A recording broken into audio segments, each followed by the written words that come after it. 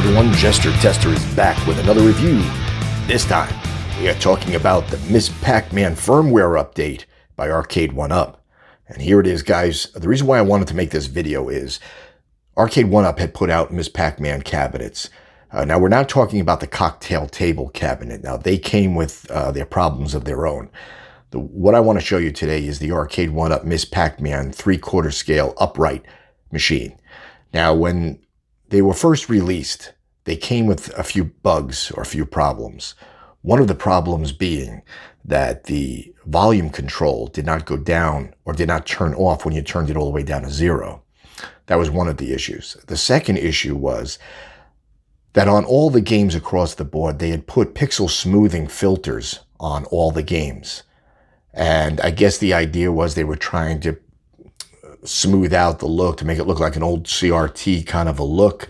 But the problem with it is that it made a very blurry looking screen.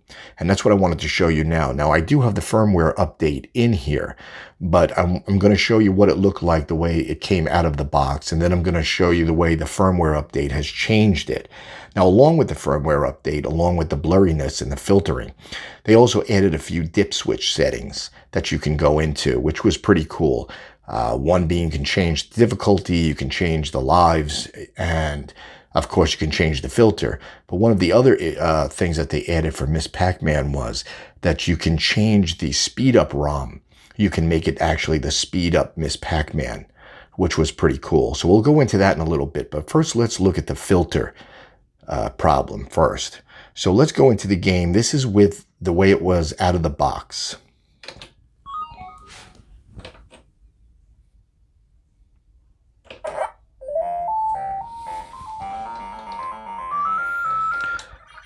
So if you look at the screen, guys, you can see that the maze itself appears a little bit blurry. Now, I don't know if it picks up very well on the screen, on the camera, but when you're looking at it here, you can see that the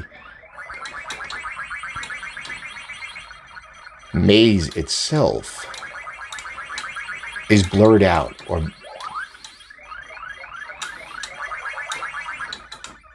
I'm not going to play the whole game. I just wanted to show you the look of it. So it created an entire blur in the game itself.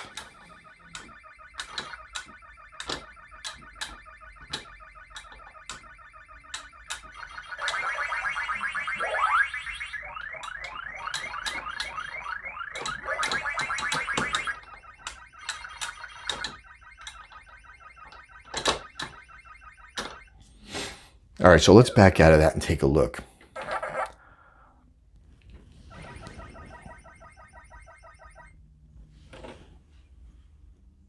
All right, so down here, now you can press the player, and you can go into the dip switch settings.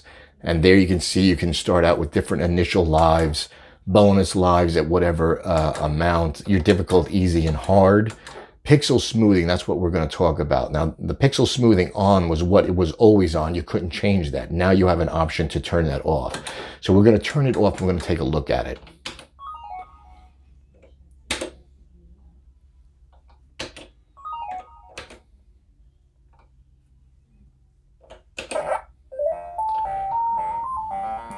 Now, if you could see here, guys, you could see that it is much clearer now. I mean, you do get a little bit of pixelation in the characters, but I would rather the pixelation and have a clearer looking screen than a smoother pixelated character with a blurry looking overall screen. I mean, it's just my choice. But I do think they did a good job with the firmware update. I like it much better like this. It just looks like the monitor looks much clearer.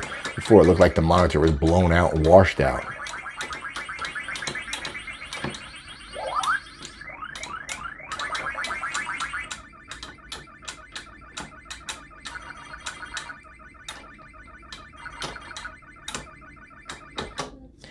All right, so I'm going to back out now. I want to show you one other thing.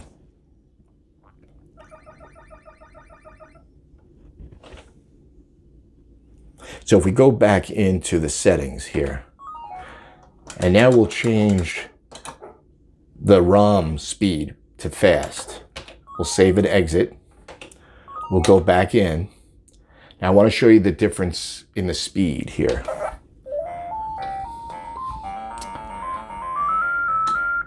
Now as you can see, it sped it up really, really fast. It's like the old days when they put the speed up chip in the Pac-Man and Ms. Pac-Man back like in 1989, 90, something like that.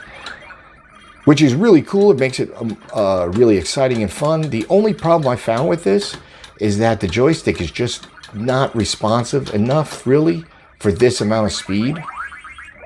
I mean, I guess it makes it a little bit more difficult. But if you're trying to like you'll pass spots that you want to get into before. See, like it's very hard to determine where you're going to go when it's moving this fast. The joystick, Arcade1up joystick, is just not responsive enough for this speed.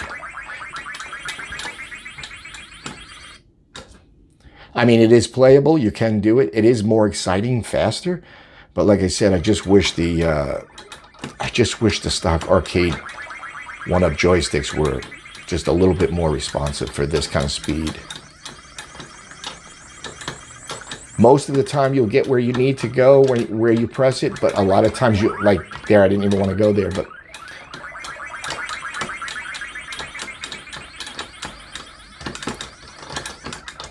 so there, you can see where I'm having a problem there. It will not. So even though it makes it a little more exciting and it's a lot more faster, it's very, very difficult to control which way you're going to move. Okay, so what's my final thoughts on the Arcade1up firmware update? Well, I really like it.